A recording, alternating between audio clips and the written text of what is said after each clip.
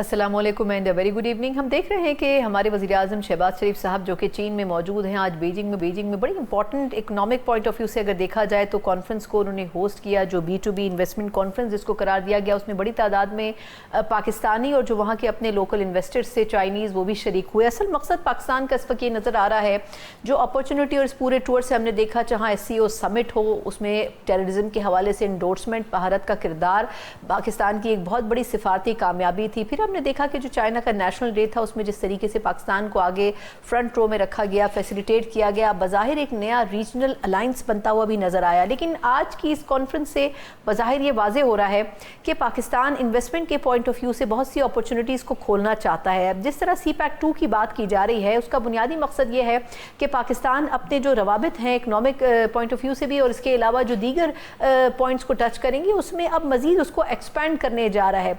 CPEC 1 के हवाले से बड़ी कंट्रोवर्सीज क्रिएट की जाती रही मुख्तलिफ स्टेक होल्डर्स की तरफ से, लेकिन बज़ाहिर एक बड़ी कंसिस्टेंट पॉलिसी रही जो कि पाकिस्तान के इदारों की तरफ से रही, पाकिस्तान की हुकूमतों की तरफ से रही, चाहे वो किसी भी जमात की हों। और फिर सबसे बढ़कर ये कि वो कंसिस्टेंट पॉलिसीज़ जो हैं उन्होंने रिफ्लेक्ट भी किया, कहीं इसकी रफ्तार कम हुई, कहीं ज़्यादा हुई, लेकिन बज़ाहिर अब CPEC 2 इस प्रोजेक्ट की जो एक्सटेंशन है वो बज़ाहिर वेस्ट के लिए बड़ा मुश्किल होगा डाइजेस्ट करना, क्योंकि इसको अब एक्सपेंड करके इसमें दीगर ममालिक को, जिसमें अफगानिस्तान भी शामिल है, वो शामिल किया जा रहा है। तो यकीनन ये एक ऐसा प्रोजेक्ट साबित हो सकता है जो कि इस रीजन की इकनॉमिक डायनामिक्स को बिल्कुल यकसर बदल के रख देगा। किस हद तक पाकिस्तान इससे फैसिलिटेट हो सकता है और इसके लिए क्या कुछ ऐसा है जो पाकिस्तान को करना बड़ा ज़रूरी होगा इस सफ़र में, तमाम चीज़ों का हम अहाता करेंगे प्रोग्राम के पहले सेगमेंट में। और इस पर सबसे पहले बात करने के लिए मेरे साथ मौजूद हैं तजियाकार ब्रिगेडियर रिटायर वकार हसन साहब। वकार साहब, बहुत शुक्रिया सर आपके वक्त का। फरमाइएगा वैसे कि जो चाइना का विज़िट था वज़ीर आज़म पाकिस्तान का और फिर उसमें उनको अकम्पनी भी किया field marshal general Asim Munir साहब ने, आप क्या समझते हैं कि चीन ने बहुत सारी चीज़ों में पाकिस्तान के इक़दामात की हिमायत का ऐलान किया है और फिर ये कि SCO समिट का जो एलामिया था वो भी पाकिस्तान के लिए बड़ा पॉजिटिव साबित हुआ। अगर देखा जाए तो ओवरऑल इस विज़िट से पाकिस्तान ने कितना गेन किया है सर? आई थिंक एक तो पाकिस्तान जो है ये बड़ा high level I would say visit था आफ्टर 10th में, और एक रीजनल फोरम है, इसमें डेफिनेटली सारे मेंबर्स के हेड ऑफ स्टेट या गवर्नमेंट जो जाते हैं। और इसमें इंटरेस्टिंग चीज़ ये थी कि मोदी साहब भी आए 7 साल बाद, और भारतीय मीडिया ने खैर बड़ी डिफरेंट एंगलिंग की, लेकिन I think you look at Pakistan entry into SCO summit, it entered like a victor, क्योंकि साउथ एशिया बहुत बदल चुका है। आपने देखा है जिस तरीके से भारत को भी हर तरफ से प्रेशर है, तो ऑस्ट्रेलिया में भी मुजाहरे हो रहे हैं, ट्रम्प साहब उनके साथ जो कर रहे हैं वहाँ पे आई थिंक रीजन में पाकिस्तान को एज अ नेट स्टेबलाइजर देखा जा रहा है। That is because of politico military leadership. इसमें पॉलिटिकल लीडरशिप है और फिर हमारी मिलिट्री लीडरशिप है। इसमें जो रीजनल फ्रेमवर्क है उसके अंदर डेफिनेटली SCO का अपना आपने देखा एक एजेंडा है which is more Jio economic, और अभी टेररिज्म पे उन्होंने बात करना शुरू की है। They have an organization called the RATS जो बेसिकली टेररिज्म को देखती है, बिकॉज सारा खिता अफेक्टेड है। और उसमें पाकिस्तान का जो स्टांस था specially on terrorism in Balochistan and KP, उसकी आई वुड से एंडोर्समेंट हुई। जाफर एक्सप्रेस हो या खुजार में जो बच्चों पे अटैक हुआ था, मासूम बच्चों पे, उसको कंडेम भी किया गया और उनके परपेट्रेटर्स के अगेंस्ट एक्शन की बात हुई है। तो मेरे ख्याल में हर लिहाज से, चाहे रीजनल फ्रेमवर्क हो या जिसमें बायलैटरल मुलाकातें हैं बड़े इंपॉर्टेंट लीडर्स के साथ, तो पाकिस्तान का ये जो आई थिंक SCO में पार्टिसिपेशन थी बड़ी हौसला अफजा भी है, फ्यूचरिस्टिक है, बिकॉज आगे आई एम श्योर अभी CPEC 2 के लॉन्च होने की बात हो रही है, तो पाकिस्तान चाइना मिलिट्री रिलेशनशिप भी एक नई लेवल पे जाएगी। अच्छा, ये अभी आपने CPEC 2 का भी हवाला दिया, आप कहा ये जा रहा है कि इसमें फर्दर एक्सटेंशन भी होगी, फिर अफगानिस्तान को भी इसमें शामिल किया जाएगा, लेकिन आप नहीं समझते कि बहुत सारे फैक्टर्स हैं जो कि अफगानिस्तान को डिस्टेबलाइज कर रहे हैं, और अगर उसको भी इस प्रोजेक्ट का हिस्सा बनाया जाएगा तो सबसे पहले तो जो टेररिज्म है और फिर इससे जुड़े अनासिर हैं उनकी रोकथाम बड़ी ज़रूरी होगी। अब पाकिस्तान इसमें बड़ा वोकल है और इस हवाले से जो एलामिया था उसमें भी टेररिज्म का जिक्र हुआ था, भारतीय इन्फ्लुएंस की भी इनडायरेक्टली बात हुई थी। आप नहीं समझते कि ये सब कुछ करना बड़ा मुश्किल होगा, पेचीदा होगा, और इसमें पाकिस्तान का रोल कितना इंपॉर्टेंट आप देख रहे हैं? ये अफगानिस्तान डेफिनेटली एक स्पेशल केस है। एक तो हमारे नेबर्स हैं, और मैं तो I believe it you have to deal with the government of the day, because Afghanistan पे एक्चुअली मेरी ओपिनियन में लॉन्ग टर्म पॉलिसी हो नहीं सकती। If you have to super powers entering Afghanistan in last 40 years, तो कैसे यू कुड आपने उनके साथ भी एडजस्ट करना था। फिर जो आई थिंक लास्ट अगर 40 साल देखें तो 10 दफा तो वायलेंट रजीम चेंज हुआ है, और अभी भी I would say it's a transitory government है। लेकिन आपने डील करना है। अभी फॉरेन डिप्लोमेसी में ऐसी 3-4 चीजें काम करती हैं। एक तो डेफिनेटली इंसेंटिव्स हैं, जिसमें आपने देखा है कि एससीओ का फॉर्मेट भी अगर आप देखें तो इंसेंटिव पे बेस्ड है कि मिलजुल के आप डेवलपमेंट करेंगे। और दूसरा फिर आप कह लें प्रेशर टेक्टर या क्वेश्चन तक आ जाता है। तो उसमें आई थिंक जो दोनों डोमेन उस पर काम हो रहा है, इंसेंटिव इसलिए कि अफगानिस्तान के अंदर हालात बहुत खराब है। अभी जो latest reports I think World Food Programme की ऑलमोस्ट 80% आबादी जो है स्टेयरिंग एट हंगर। अभी जो पाकिस्तान में एक्चुअली इफेक्ट हुआ है एग्रीकल्चर, उसका एक इनडायरेक्ट इम्पैक्ट अफगानिस्तान पे भी आएगा, बिकॉज बेसिकली ग्रेन यहाँ से जाता है। बिल्कुल। इसी तरीके से भी अर्थक्वेक आया हुआ है, गवर्नेंस की बड़ी बुरी हालत है। तो तालिबान डिप्लोमेटिक रेगुलेशन भी चाहते हैं, तो ये नहीं हो सकता कि आप टेररिज्म करें नेबरिंग कंट्री में, चाहे पाकिस्तान है, ईरान है, सेंट्रल एशिया है, you get away with it, वो बड़ा मुश्किल है। तो आई थिंक ये दोनों स्ट्रीम्स चल रही हैं। इसमें एक इंसेंटिव दिया गया कि अगर आप बिहेव करते हैं लाइक अ नॉर्मल स्टेट, तो और it's a win win situation for both. ये बेशक करके देखें तालिबान कि आप चलें सत्ते के साथ मिलके अमन के साथ, यू सी इट के you be much better of. Otherwise फिर आई थिंक मिलिट्री ऑप्शन भी हमेशा रहा है विद इन पाकिस्तान, तो मिलिटेंसी को लड़ा जा रहा है, बट पाकिस्तान हैज के एबिलिटी के जाके स्ट्राइक भी कर सकता है कैंप्स को, और उसमें फिर आई थिंक ज्यादा नुकसान तालिबान रजीम का ही होगा। तो मेरे ख्याल में और फिर बायलैटरल जो है डिप्लोमेटिक एफर्ट है, वो रीजनल एफर्ट है, इंटरनेशनल एफर्ट है। तो हर लिहाज से Pakistan is trying to convince them कि they are basically in case some of the factions are supporting terrorism, it's a losing war.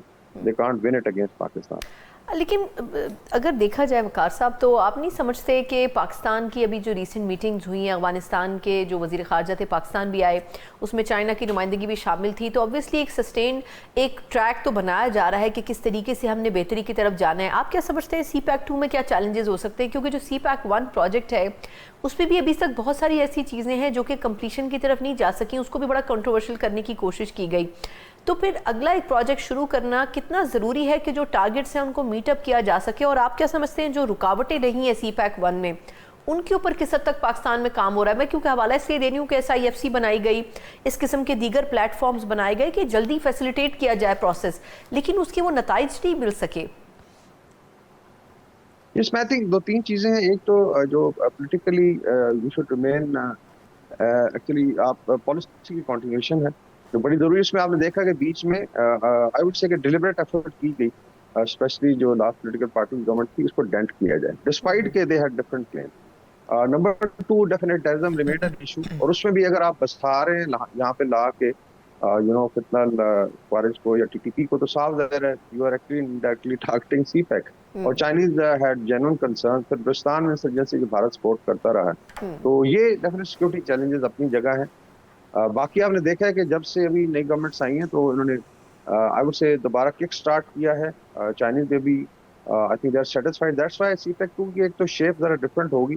Knowledge corridor की बात हो रही है, इसके अंदर कैपेसिटी बिल्डिंग है, ह्यूमन रिसोर्स डेवलपमेंट है, और इंशाल्लाह ताला we are then going to move to some high tech industry की बात हो रही है, और this will be actually much larger than CPEC-1।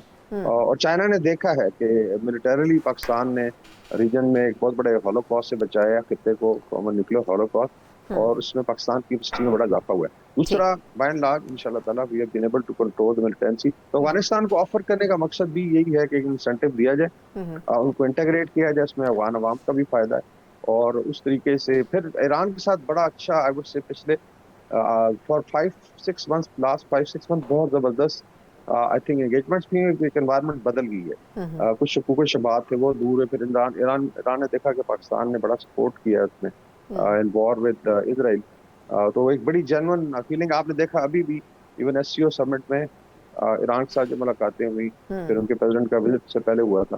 So all told I think western border पे चीजें बेहतर होंगी, और डेफिनेटली स्नीक अटैक्स होंगे, जो शरारती लोग हैं उसको स्कटल करने की कोशिश करेंगे, कुछ सब नेशनलिस्ट फोर्सेज हैं जो want basically to play dirty, लेकिन इंशाल्लाह Pakistan should come out of it.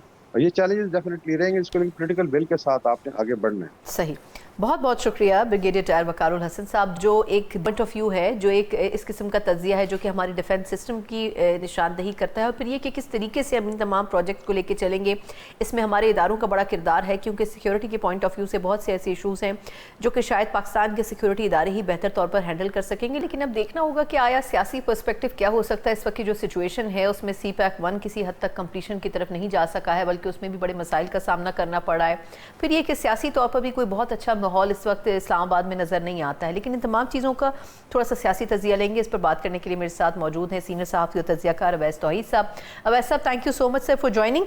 पहले तो मैं सर जानना चाहूँगी कि ये वज़ीर-ए-आज़म पाकिस्तान जो है वो चीन में मौजूद हैं, आज B2B कॉन्फ्रेंस भी उन्होंने की, और ऑब्वियसली बिज़नेस की अपॉर्चुनिटीज़ ढूंढने के लिए भी और इन्वेस्टमेंट के पर्सपेक्टिव में ये दौरा उनके लिए एक और संगी मील साबित हो सकता है। लेकिन इससे पहले जो हमने समिट के मनाजिर देखे, जो चाइना के नेशनल डे के हमने मनाजिर देखे, आप क्या समझते हैं कि पाकिस्तान की पोजीशन पाकिस्तान और इंडिया की जंग के बाद अब इंटरनेशनली बहुत मुख्तलिफ हो गई है?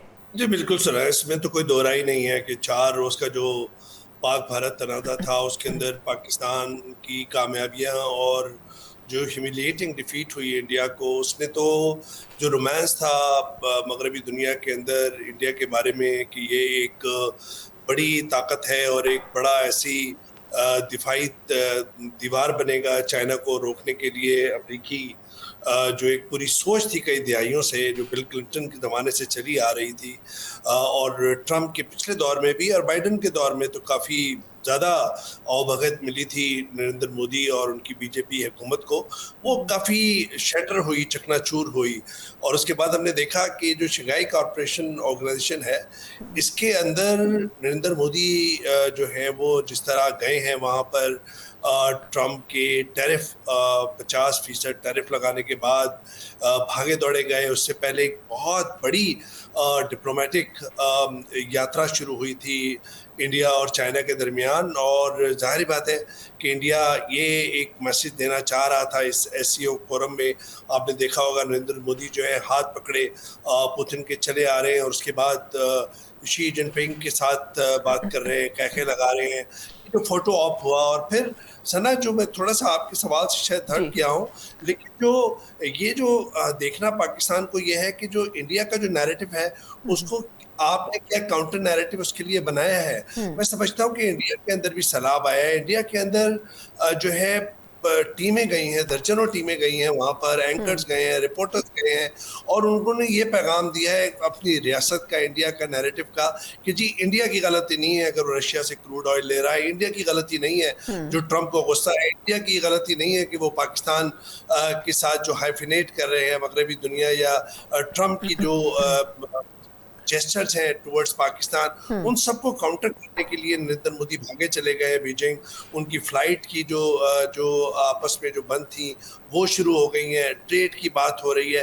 तो इन सब चीज़ों को देखना है पाकिस्तान को, पाकिस्तान के मीडिया को, पाकिस्तान की पॉलिटिकल पार्टीज को, सियासी क़यादत को, और हमारी जाहिर बात है कि एक बहुत ही स्ट्रेटजिकल आई है चाइना, कोई इसमें दो राय नहीं है। और वहाँ पे पाकिस्तान ने जो गेन किया है, वहाँ पे फील्ड मार्शल जनरल नासिम मुनीर साहब थे, वहाँ पर शहबाज शरीफ साहब थे, पूरी एक वुज़रा की पूरी एक टीम थी जो एक बहुत बड़ा जेस्चर है। और हमने देखा कि चाइना ने भारत के साथ तो जो बात की है वो जाहिर बात है कि एक बड़ी मार्केट है, और चाइना भी चाहता है कि इस शंघाई कॉरपोरेशन ऑर्गेनाइजेशन जो 20 साल पहले सिर्फ एक सिक्योरिटी कोऑपरेशन के एक प्लेटफॉर्म बना था, वो अब इतना बड़ा हो गया है जिसे SCO यानी कि जो इमर्जिंग जो दुनिया है उसके अंदर चाइना की क़यादत भी, और चाइना एक जो पार्टनर है, इस ताकत है दुनिया के अंदर, उसने अपनी ताकत भी दिखाई इस SCO समिट के अंदर। वहाँ पे व्लादिमीर पुतिन थे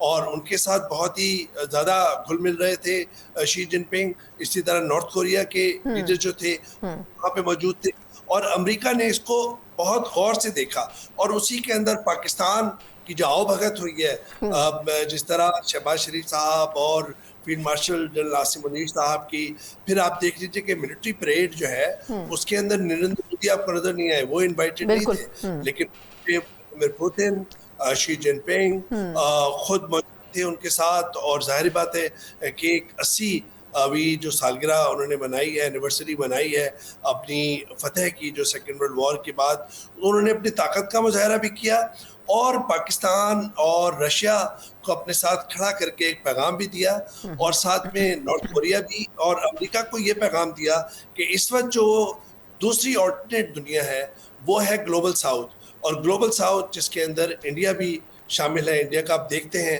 کہ انڈیا کے اندر جو ہے کیا وہ امریکہ کی طرف ہی واپس جاتا ہے, کیونکہ بہت کچھ اس کا بھی داؤ جو ہے اس کی بھی سٹیکس بہت ہائی ہیں انڈیا کی, اور انڈیا چاہتا ہے کہ یوکرین اور رشیا کی اگر پیس ڈیل ہو گئی تو وہ سمجھتے ہیں کہ وہ امریکہ کے دوبارہ قریب آ سکتے ہیں. وہ یہ سمجھتے ہیں کہ کروڈ آئل ان کو جو ہے کم نرخوں کے اندر جو ہے وہ رشیا سے زیادہ مل جائے. معذرت آپ کی بات کاٹ رہی ہوں بھی, جس طرح آپ نے تیل کی بھی بات کی, اب جس طرح سعودی عرب وغیرہ یہ دیگر ممالک بھی اب شاید بھارت کو تیل دینے پہ تیار نہیں ہے, لیکن میں یہ جاننا چاہ رہی ہوں آپ سے کہ جس طرح اب یہ پوری کانفرنس اس سمٹ کے بعد جو ایک اضطراب اس وقت یورپ میں یا ویسٹ میں موجود ہے, ٹرمپ صاحب بار بار کہہ رہے ہیں کہ جی آپ کی تقریب بہت اچھی تھی لیکن آپ کو امریکہ کا نام یا ذکر ضرور کرنا چاہیے تھا. ایک طرف وہ اپنے ملک کا نام سننے کے خواہش مند تھے, دوسری طرف ان کو پسند نہیں آیا کہ ایک نیا الائنس جو ہے وہ یورو ایشیا اور ایشین ممالک کے درمیان بن رہا ہے. اب اس میں آپ کیا سمجھتے ہیں سینیریو میں کہ پاکستان کیا رول پلے کر سکتا ہے, کیونکہ بھارت بڑے بیک فٹ پر نظر آتا ہے, واپس اپنی پوزیشن پہ جانے کے لیے اس کو کچھ ٹائم لگے گا, لیکن اس سینیریو میں پاکستان اپرچونٹی کو گین کرتے ہوئے کیا میکسیمم لے سکتا ہے اس سچویشن سے؟ دیکھیں پاکستان نے جو ہے حالیہ دنوں کے اندر تو گین ہی کیا ہے. ان کا نیریٹو کئی دہائیوں کے بعد جو ہے وہ مغربی دنیا کے اندر بکا بھی ہے, قبول بھی ہوا ہے. آپ نے دیکھا کہ field marshal general Asim Munir صاحب جو ہے وہ 2 گھنٹے کا لنچ کرتے ہیں, جس کے اندر ایران کا جو اسرائیل کا جو تنازع تھا اس کے اندر پاکستان نے ایک بہت بڑا رول پلے کیا. رشیا کے جو گیم ہے اس پورے ریجن کے اندر اس کے اندر پاکستان فیچر کرتا ہے. چائنا کے ساتھ پہلے آپ کی اسٹریٹجک الائنس ہے, اور وہ ٹرسٹ جو اس میں ڈیفیسٹ بالکل نہیں ہے. امریکہ کے ساتھ تو ایک ٹرسٹ ڈیفیسٹ ماضی میں بہت رہا ہے, کیونکہ 40 سال آپ نے ان کی جنگ لڑی ہے افغانستان میں. لیکن ٹرمپ کی اس وقت جو رینیوڈ انٹرسٹ ہے اس ریجن کے اندر, افغانستان پاکستان کے اندر, اور پاکستان کے ساتھ جو ان کی جو ایک طرح سے جیسچرز ہیں خیر سگالی کے, وہ انڈیا کے لیے بہت تکلیف دہ ہیں اور پاکستان کے لیے بہت خوش آئند ہیں. بالکل ٹھیک, بہت بہت شکریہ سر آپ کے لیے. ویس توحید صاحب ہمارے ساتھ موجود تھے. یقیناً جو آخر میں انہوں نے چند امپورٹنٹ چیزیں ریز کی ہیں, چاہے وہ سیکیورٹی کی ہوں, چاہے سیاسی استحکام کی ہوں, یہ وہ مسائل ہیں جن کا پاکستان بڑے عرصے سے سامنا کر رہا ہے. لیکن ان تمام مسائل میں اگر ہم اضافہ کچھ نئے اور ایشوز کا بھی کر دیں, جس طرح نئے صوبوں کی بات کریں, جس طرح کچھ کنٹروورشل ڈیمز کی بات کریں, تو یقیناً یہ مسائل مزید بڑھ جائیں گے. لیکن آیا وجہ کیا ہے کہ ایسے سینیریو میں بھی ان تمام ایشوز کے اوپر بات ہو رہی ہے؟ اس کے اوپر ایک مختصر وقفے کے بعد ذرا ڈیٹیل میں بات کریں گے. پچھلے کچھ دنوں سے کالا باغ ڈیم کے اوپر بڑی ڈیبیٹ کی جا رہی ہے, لیکن اس میں کچھ جو امپورٹنٹ ترین سٹیک ہولڈرز ہیں ان کا ایک اپنا ایک سٹانس ہے. وہ سٹانس کیوں ہے اور اس کی وجہ کیا ہے, اس کے اوپر بات کریں گے ایک بریک کے بعد. ایک بار پھر آپ کو خوش آمدید کہتے ہیں. جس طرح ہم نے پہلے سیگمنٹ میں بات کی تفصیلاً کہ کس طرح پاکستان اپنے اکنامک چیلنجز سے نمٹنے کے لیے مختلف ممالک کے پلیٹ فارمز کو استعمال کر کے انویسٹمنٹ کی بات کر رہا ہے, جس طرح وزیر اعظم چائنا میں موجود ہیں, اور بنیادی مقصد اس کا یہی ہے کہ وہ انویسٹرز کو پاکستان میں انویسٹمنٹ کرنے کی طرف راغب کریں. لیکن اگر ہم پاکستان کی سچویشن دیکھیں تو جو چیلنجز ہیں اس کے اوپر ابھی تک صحیح طور کام نہیں ہو پا رہا. جس طرح ٹیررزم ایک سب سے بڑا مسئلہ ہے کہ آپ انویسٹرز کو تبھی راغب کر سکتے ہیں جب وہ اس تمام ایشوز کو آپ اوور کم کر سکیں. پھر سب سے بڑھ کر یہ کہ پاکستان میں جو پولیٹیکل سٹیبلٹی ہے وہ بڑی حد تک نظر نہیں آتی ہے. جو ہمارے یہاں پاکستان کی ٹاپ لیڈرشپ کی جو پارٹیز ہیں وہ ایسے ایشوز کے اوپر بات کرتی ہیں کہ شاید وہ پولیٹیکل سٹیبلٹی کا جو ایلیمنٹ ہے وہ پیدا نہیں ہو پاتا. ابھی ریسنٹلی ہم نے دیکھا کہ کالا باغ ڈیم کے بارے میں ایک ڈیبیٹ شروع ہو گئی, جس کا کوئی مقصد نہیں تھا, کیونکہ جو اسٹیٹمنٹ گنڈا پور صاحب کی طرف سے جو سی ایم کے پی ہیں انہوں نے دیا, اس اسٹیٹمنٹ کو خود ان کی پارٹی نے اون نہیں کیا, لیکن مسلم لیگ نون نے اس کو انڈورس کر دیا کہ یہ ہونا چاہیے. لیکن پھر ہم نے دیکھا کہ این پی کی طرف سے بڑا ایک اسٹریٹ اور بڑا کلیئر ایک اسٹیٹمنٹ آیا کہ یہ نہیں ہو سکتا. اب یہ ایسے ایشوز ہیں جس میں اگر آپ ساتھ بیٹھنا بھی چاہیں تو بیٹھنے سے پہلے ماحول خراب کرنا ایسا لگتا ہے کہ آپ کی ترجیح ہے. یہ کیوں ہے؟ اور پھر یہ کہ اے این پی کا اس پر ایک بڑا واضح موقف ہے, آخر وہ کیوں ہے, اس کے اوپر مزید بات کیوں نہیں ہو سکتی؟ اور سب سے بڑھ کر یہ کہ ڈیمز کا جو ایشو اس وقت فلڈ کی سچویشن کے بعد پیدا ہوا ہے, اس کے بعد یہ بڑا ضروری ہے کہ پولیٹیکل پارٹیز نئے ڈیمز یا نئے پروجیکٹس کے لیے بیٹھیں. کتنا ضروری ہے کہ اس میں پولیٹیکل پارٹیز کے ساتھ ساتھ وفاق کی کنٹریبیوشن بھی ہونی چاہیے. ان تمام چیزوں کا ہم احاطہ کریں گے, اور اس پہ بات کرنے کے لیے سیگمنٹ میں میرے ساتھ مرکزی صدر ہیں عوامی نیشنل پارٹی کے سینیٹر ایمل ولی خان صاحب, جو کہ پہلی مرتبہ ہمارے پروگرام میں شامل ہو رہے ہیں. Sir thank you so much for joining. Thank you ji. Aimal صاحب, آپ کی ہم نے ویسے گفتگو بھی آن اینڈ آف ہم سینٹ میں سنتے آئے ہیں, اور سب سے بڑھ کر یہ کہ آپ نے اس پہ بڑا کلیئر ٹویٹ کیا تھا. میں پہلے تو کالا باغ ڈیم کے اوپر آپ سے بات کرنا چاہوں گی, کیا ضرورت محسوس ہوئی سی ایم کے پی کو ایسا اسٹیٹمنٹ دینے کی جب ان کی اپنی پارٹیز کو اون نہیں کر رہی ہے؟ دیکھیں as far as C M K P is concerned, تو میں تو روز اول سے اس نظام کے کہہ رہا ہوں کہ ہی از کمپرومائزڈ. وہ جس پارٹی کا ٹیگ لگا کے گھوم رہا ہے اس پارٹی کا نہیں ہے، وہ کہیں اور جڑا ہوا ہے. اور میرے خیال میں اس کے بیانات کو تو میں کبھی بھی سیریس نہ لوں. I don't know Muslim league نے اگر پی ٹی آئی کا کوئی بیان سیریس لیا ہے تو وہ یہی بیان لیا ہے. شاید ان کی مرضی کا بیان ہوگا، اور ان کی نہیں، ان کی مرضی کا بیان ہے، تو اس لیے اس کو ذرا اچھال دیا گیا. الیمین تو روزانہ کچھ نہ کچھ بول دیتے ہیں اور اس کا نہ سر ہوتا ہے نہ پیر ہوتا ہے. Kala Bagh dam as far as the dam is concerned، یہ جو تاثر لوگ دیتے ہیں کہ شاید ہم کوئی ڈیمز کے خلاف ہیں یا ہم ڈیولپمنٹ کے خلاف ہیں یا ہم کوئی پاکستان کے فائدے کے خلاف ہیں، نہیں. ہم چاہتے ہیں کہ پاکستان ڈیمز بنائیں، بلکہ ہم یہ سوال کرنا چاہتے ہیں کہ پاکستان نے ڈیمز کیوں نہیں بنائے. ایگزیکٹلی یہ تو ایک بنیادی سوال ہے کہ آج اگر اس مسئلے کو ہم تب دیکھ رہے ہیں جب پانی سر سے اوپر چلا گیا ہے. بالکل. اس کو مسئلے کو تو تب دیکھنا چاہیے تھا جب پانی پیروں تلے تھا. بالکل. اب تو پانی سر سے اوپر چلا گیا ہے. میں یہ جاننا چاہ رہی ہوں اس پہ پولیٹیکل پارٹیز بیٹھ کیوں نہیں پاتی؟ مطلب اس میں اپوزیشن بھی ہو، حکومت بھی ہو، بیٹھنے والے نئے ڈیمز اور نئے پروجیکٹس کے بیٹھنے والے لوگ ہیں. ہاں نہیں، آپ سمجھتے ہیں کہ ان کے ساتھ نہیں بیٹھا جا سکتا؟ ان کے ساتھ دیکھیں، ہم تو سیاستدار ہیں، ہم تو ہر کسی کے ساتھ بیٹھنے کو تیار ہیں. اور سیاست یا جمہوریت اسے ہی کہتے ہیں کہ آپ ایک پلیٹ فارم ہے جس میں آپ بیٹھو اور اس میں بات کرو اور اس میں حل. لیکن وہ تو بیٹھنے والے لوگ نہیں ہیں. کیا 12 سال میں آپ نے ان لوگوں کو نہیں پہچان لیا؟ وہ تو آج بھی دیکھیں، اگر ایسے مسائل جہاں پہ بڑے بڑے مسئلے، مثال پاکستان اور ہندوستان کا جب جنگ ہوا، اس میں وہ لوگ آ کے نہیں بیٹھے. اس طرح بہت مسئلے ہوئے جس میں وہ لوگ آ کے بیٹھے نہیں. تو وہ تو مثال جس نے پھر بیان بھی دیا ہے. اور پھر بدقسمتی سے یہ ہے کہ اب کالا باغ ڈیم، وائے کالا باغ ڈیم، یہ میں آپ سے جاننا چاہ رہی ہوں. وائے اس ماحول کا میں سمجھتا ہوں کہ جو سیلاب بھی اگر آ رہے ہیں تو بھائی ڈیم بناؤ، 100 ڈیم بناؤ. آپ سمجھتے ہیں کہ کے پی میں اور دیگر ایسی سائٹس ہیں جہاں پر ڈیم ایزیلی بن سکتے ہیں؟ ہم نے ہزاروں بار متبادل دیے ہیں. میرے والد، یہ آج کا مسئلہ تو نہیں ہے نا، بالکل ایک ڈیم کے پیچھے پڑے ہو. ہم نے اس کے نعم البدل ہم نے ڈیمز دیے ہیں، میرے والد نے، میرے دادا نے. آپ یہ سوچیں میرے پردادا سے شروع ہے. میں 4th جنریشن میں ہوں جو کالا باغ ڈیم کی مخالفت کر رہے ہیں. وی آر جسٹ سیئنگ کہ کالا باغ ڈیم پہ اگر آپ ادھر بند لگا لو، to cut it very short, کیونکہ یہ بھی ایک بہت ڈیٹیل ہے، تو ہمارے پختونخوا کے بیشتر علاقوں کا واٹر لیول اتنا اوپر آ جائے گا کہ ہم قبر بھی کھودیں گے تو اس میں پانی نکلے.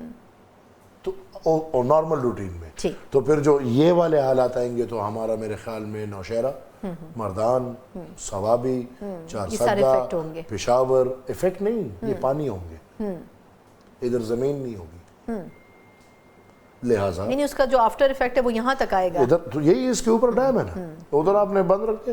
آپ کو پتہ ہے ہمارے علاقوں میں یہ 1980s میں سکاپ کا پروجیکٹ ہوا، سکاپ کے نام سے. ادھر واٹر لیول بہت اوپر تھا، تو 80s میں ادھر سکاپ کے نام سے مردان، صوابی، چارسدہ اور ان علاقوں میں زمین کے اندر پائپیں کچھ بچھائی گئی. انگریزوں کا کوئی پروجیکٹ تھا، انہوں نے کیا تھا. اور وہ جو پائپوں کا پروجیکٹ بچھا کے ادھر سے وہ لیول تھوڑا نیچے لے کر گئے، اور وہ بھی اتنا نیچے گیا کہ آپ 10-12 فٹ کھڈا کھودو تو پانی نکل آتا ہے، فرسٹ لیئر آف واٹر. اب وہ پھر واٹر لیول ہمارا اوپر آئے گا. تو میرے خیال میں اس کی بجائے ہم نے بہت سارے بادشاہ ڈیم ہے، مطلب کہ 350 ڈیم تو وہ جو آیا تھا نا اسلام کا وہ دائی، جو 350 ڈیم یہی علی امین لوگوں نے بنانے تھے. تو میں انہی کے بارے میں بات کرنا چاہ رہے تھے، آپ نے اشارہ دے دیا. مجھے یہ فرمائیں کہ یہ جو گنڈا پور صاحب بحیثیت سی ایم کام کر رہے ہیں، بظاہر تو خبریں یہ ہیں کہ خود ان کی اپنی پارٹی بھی ان سے خوش نہیں ہے. آپ کیا سمجھتے ہیں کہ بنیادی ایشوز کیا ہیں جو گنڈا پور صاحب جو ہیں ڈیلیور نہ کرنے کے باوجود بھی، اور آپ کو کیا لگتا ہے کہ منظر سے یہ ہٹائے جا سکتے ہیں آنے والے وقت میں؟ دیکھیں، بنیادی ان کی پارٹی ان سے خوش ہے، ان کی پارٹی. اچھا. ہاں، پی ٹی آئی خوش نہیں. آج تک دیکھیں 12 سال میں تقریباً 7 سال ہو گئے آج تک بی آر ٹی کا کیس بند ہے. کیوں بند ہے؟ جس میں کھلم کھلا سب کو پتہ ہے، پورے پختونخوا کو پتہ ہے کہ بی آر ٹی ان کے لیے ایک ہاتھی تھا جو اس میں نہیں چوری لیکن ہینڈل نہیں کر سکے نا بی آر ٹی کو, یہ تو 10 دفعہ تو اس کو کھاڑا گیا اور پھر بنایا تو گیا. وہ تو چھوڑ دو نا, اس کا کس نے پوچھا بی آر ٹی, کسی ادارے نے اکاؤنٹیبلٹی ہوئی؟ نہیں پیسہ تو ان کا اپنا لگا نا, صوبے کا لگا. تو صوبے کا بھی نہیں لگا, قرض لیا ایشین ڈیولپمنٹ بینک سے, قرض لیا اور اس قرض میں یہ انہوں نے بھی ہڑپ کیا, وہ چیز بھی دیا, پشاور کا ستیہ ناس کر دیا. پشاور ایسا شہر تھا وہاں پہ مہینہ مہینہ بارش ہوتی تھی, پانی نہیں کھڑا ہوتا تھا. ایسے ہی بی آر ٹی کے بعد پشاور میں 1 گھنٹہ بارش ہوتا ہے, وہ کراچی کا منظر دکھنے آ جاتا ہے, کشتیاں چلاؤ بھائی, آپ پھر گاڑیاں نہیں چلا سکتے. اس کا سب سامنے بھائی پرویز خٹک صاحب, وہ جو ایک کیس ہے کہ دبئی میں 32 ارب روپے پیمنٹ ہوا ہے, وہ دبئی سے امریکہ گیا ہے, وہ امریکہ سے فورن فنڈنگ کے تھرو پی ٹی آئی کے اکاؤنٹ میں آیا ہے, اور اس پہ پھر 2018 کے انتخابات ہوئے ہیں. کون پوچھے گا؟ جو بلین ٹری سونامی انہوں نے جو درختوں کا پتہ نہیں انبار میں پورا نہیں ہو دیا سکا تھا پروجیکٹ. میں آپ کو بتاتا ہوں, ہم نے اس پہ تھوڑا کویشچن ڈالا تو صوبائی اس وقت کی اسمبلی کی کمیٹی بنی, اور اس کمیٹی میں ہماری پارٹی کے لوگ بھی گئے, باقی بھی گئے. بنو میں انہوں نے ہمیں ایک جگہ دیکھا ہے کہ ادھر we have put in a densely populated area and they were claiming that there are 4 million trees, اور وہ کمیٹی نے جب جا کے دیکھا تو وہاں 40 ٹریز بھی نہیں تھی. اتنا difference. Then in the report they themselves claim that 75% of the trees are naturally grown. اور اس میں جو انہوں نے چوریاں کرپشن کی, ہاں نہیں بلین ٹری سونامی میں تو کرپشن کی داستانیں تھیں, بالکل ایسے ہی ہے. کون پوچھے گا؟ ان کی چوری بھی اکٹھی ہے, تبھی نہیں پوچھا جا سکتا. نہیں لیکن اگر وفاق میں دیکھیں, میں سیکنڈ آپ کے پیرلل پکچر آپ کے سامنے رکھنا چاہتی ہوں, تو پی ٹی آئی کوئی اپنی پارٹی تو تصور نہیں ہوتی. ان کے لوگوں کو قائمہ کمیٹیوں سے وہ استعفے دے رہے ہیں, 9 مئی کے کیسز میں ان کے لوگوں کو نکالا جا رہا ہے. مطلب بظاہر تو وہ آئسولیشن میں جاتی ہوئی پارٹی محسوس ہو رہی ہے. خان صاحب کے اوپر کسی بھی دن بم گر جائے گا کہ وہ 9 مئی کے کیسز میں ان کو بھی سزا ہو جائے. تو بظاہر تو نہیں لگ رہا کہ کچھ لوگ ہیں جو کہ فیسیلیٹیٹ ہو جائے, لیکن باقی سارے تو فیسیلیٹیٹ نہیں ہوتے ہوئے نظر آ رہے ہیں. اب یہ دو ہیں, one is the P T I with the leader and their people. The other is the name of the PTI. جو استعمال کر رہے ہیں جماعت کا نام. The name of the PTI. ٹھیک. Who are never PTI. اسی کا نقصان پی ٹی آئی 12 ضلعوں میں بھاگ جاتے ہیں, اور وزیر اعلیٰ ان کا فرنٹ مین ہونا چاہیے نا. سلطان رائی صاحب بھائی 12 ضلعوں میں بھاگتا ہے اور پتہ نہیں کتنے گھنٹوں میں پہنچتا ہے, اور پھر ہاتھ اوپر اور بازو کرتا ہے, اور پھر ادھر وہ کیا یلغار کرتا ہے, اور پھر اندھیرا ہوتا ہے, اور میں نے سنا ہے کہ لاؤڈ سپیکر پہ فائرنگ کی گولیوں کی آوازیں سنائی گئی ہے, اور سب بھاگ گئے ہیں, اور وہ بھی بھاگ گئے اور سب بھاگ گئے. تو مطلب کہ now things are very much obvious. P T I میں بھی دیکھیں, یہ یاد رہے تاریخ یہ کھولے گا. بہت بہت شکریہ, بڑی دلچسپ گفتگو. سینیٹر ایمل ولی خان صاحب مرکزی صدر ہیں عوامی نیشنل کے, لیکن وہ حقیقتیں بیان کر رہے ہیں جو موجودہ سیاسی سسٹم کو پولیٹیسائز کرتی ہیں, اور یقیناً اگر یہ حقیقتیں ختم نہیں کی جا سکتی تو پھر سسٹم کبھی بھی ٹھیک نہیں ہو سکتا ہے. لیکن اب دیکھنا ہوگا کہ آیا کس حد تک ہمارے سیاسی سسٹم کو کیا مزید پاور ملتی ہے یا پھر مزید کمزور کیا جاتا ہے. ایک مختصر وقفہ, اس کے بعد کچھ اس کے اوپر مزید سیاسی تجزیہ جانیں گے.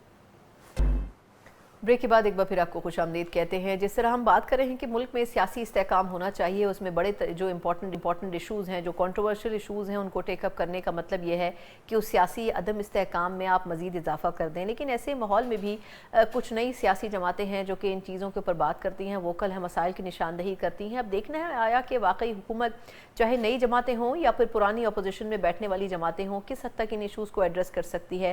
اسی بارے میں تھوڑا سا بات کرنے کے لیے, کچھ سیاسی اوپینین لینے کے لیے میرے ساتھ پروگرام کے آخری سیگمنٹ میں ہیں ریحام خان صاحبہ, جو کہ چیئر پرسن ہے پاکستان ریپبلک پارٹی کی. ان سے تھوڑا سا ان کا پولیٹیکل اوپینین جاننے کی کوشش کریں گے. ریحام صاحبہ بہت شکریہ آپ کے وقت کا.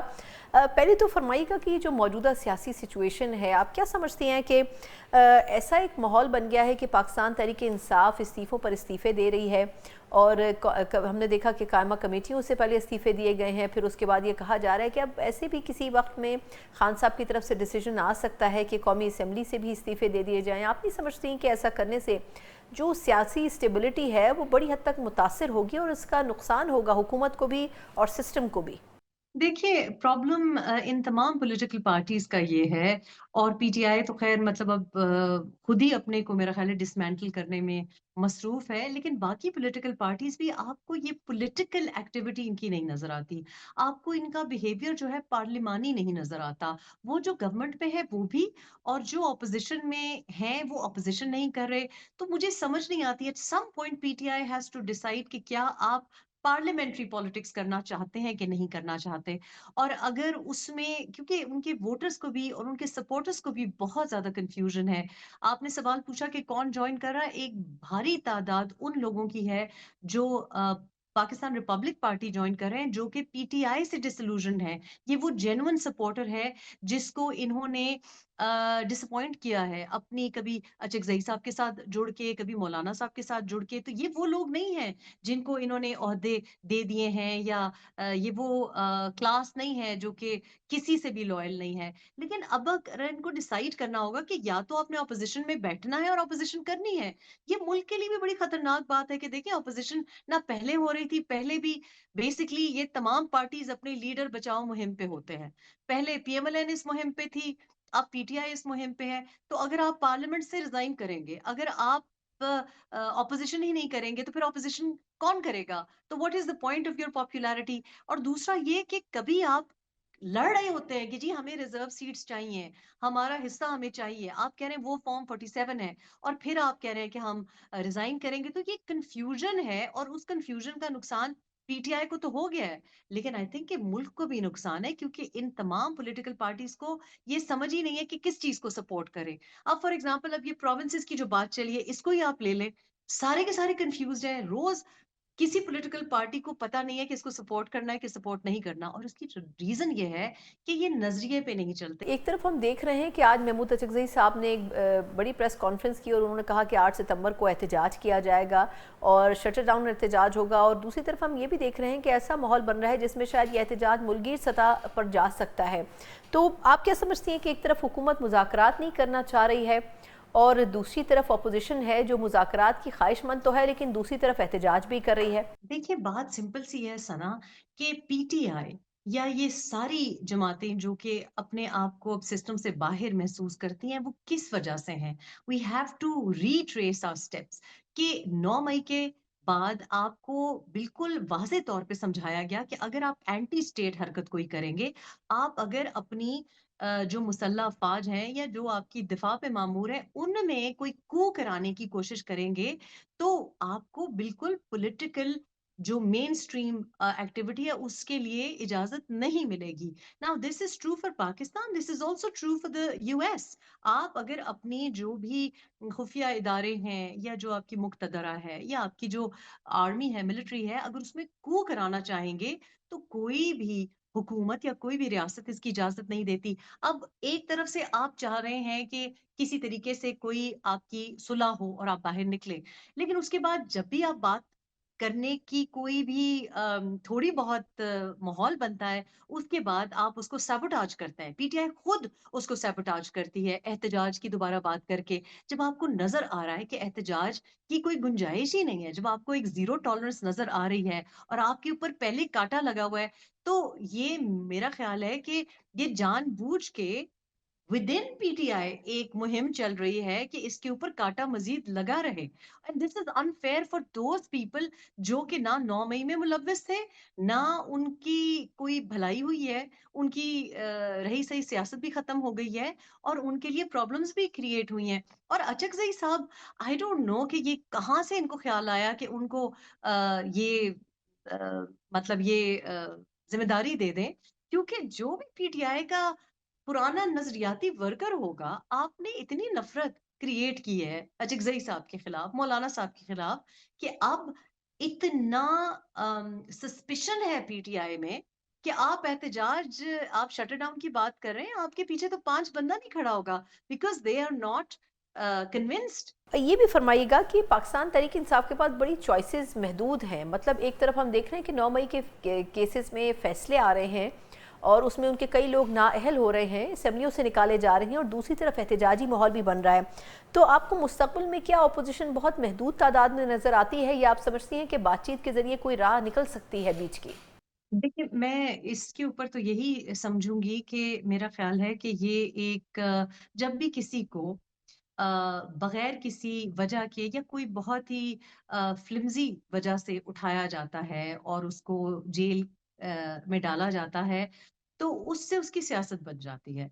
तो या तो मेरा ख्याल है कि एक प्लान है कि एक मुतबादल सियासत दान बनाया जाए, एक मुतबादल पीटीआई बनाई जाए।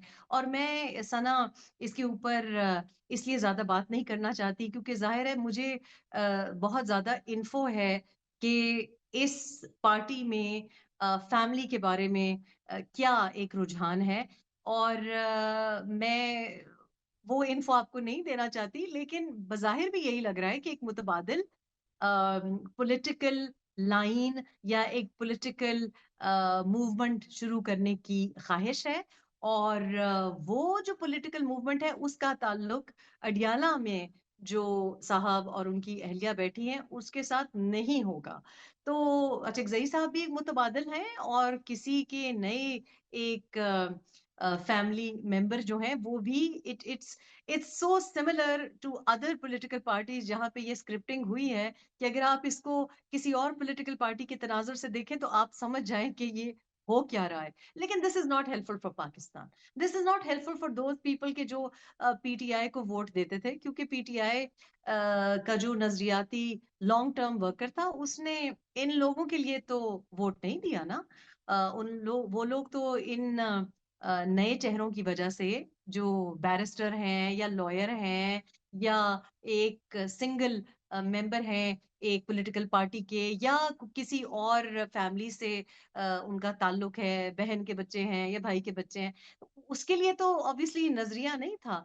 ये सारी प्रॉब्लम्स है कि ये एक गेम खेली जा रही है। और मेरा रीजन पाकिस्तान रिपब्लिक पार्टी को लॉन्च करने का यही था कि जो अवाम है ना वो इतनी बेवकूफ नहीं है, वो तंग आ गई है, वो मुतबादल लीडरशिप ढूंढ रही है, वो ड्रामे और स्क्रिप्ट्स नहीं ढूंढ रही, वो जेन्युइन लीडरशिप ढूंढ रही है। और genuine leadership can not be scripted, genuine leadership can not be crafted. बहुत बहुत शुक्रिया रिहाम खान साहबा, चेयरपर्सन पाकिस्तान रिपब्लिक पार्टी, हमारे साथ मौजूद थी। यकीनन नई पार्टियां पाकिस्तान में बड़ी तादाद में मौजूद हैं, लेकिन जो कोर इशूज़ हैं उनकी निशानदही बहुत से लोग माजी में भी करते आए हैं और अभी भी कर रहे हैं। और किसी हद तक अब देखना होगा कि आया जो इस वक्त की सियासी जमातें रूलिंग पार्टी का हिस्सा हैं या अपोजिशन की बेंचेस का हिस्सा हैं, वो किस हद तक इन इशूज़ के ऊपर बातचीत करने के लिए मुज़ाकरात की मेज़ पर आते हैं। इसी नोट के साथ प्रोग्राम का वक्त ख़त्म होता है। मुझे इजाज़त दीजिए। अल्लाह हाफ़िज़।